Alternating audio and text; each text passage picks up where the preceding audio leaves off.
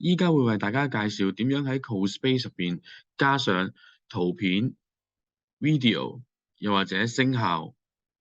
首先，我哋開一個新嘅 CoSpace 環境，我哋可以揀普通嘅一個 3D environment，又或者 Merge Cube 嘅 environment，個做法其實都一樣。我哋以一個普通嘅 3D environment 做個示範。我哋入到嚟 CoSpace 之後，我哋選擇 Upload。喺呢度大家會見到有幾種選擇嘅，分別有 Image、Video、Sound 同埋 3D Model。依家會為大家介紹點樣加入 Image、Video 同埋 Sound。首先我哋揀 Image，選擇 Upload， 之後揀翻你想 upload 上去嘅圖片。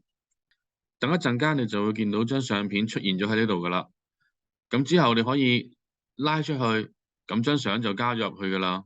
如果你個 CoSpace 環境入邊係有一部牆壁嘅，咁你只需要點擊張相，撳 keyboard 嘅 A 掣貼上去，咁張相就可以擺咗上去㗎啦。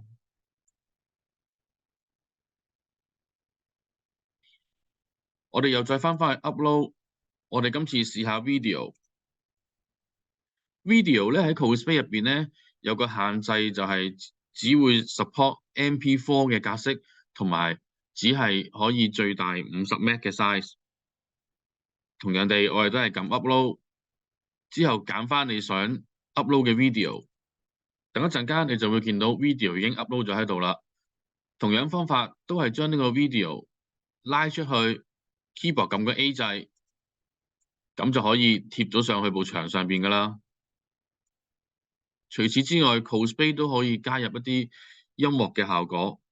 我哋揀 Sound 之後 upload， 揀翻你想 upload 上去嘅聲音。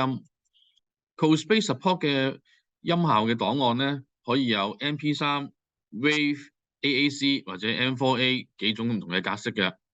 除咗你可以 upload 一啲 MP3 或者 Wave 嘅等等嘅格式之外，你仲可以直接錄音㗎。咁只需要撳個 record 呢個掣，咁就可以直接錄音，做一個背景嘅介紹啦。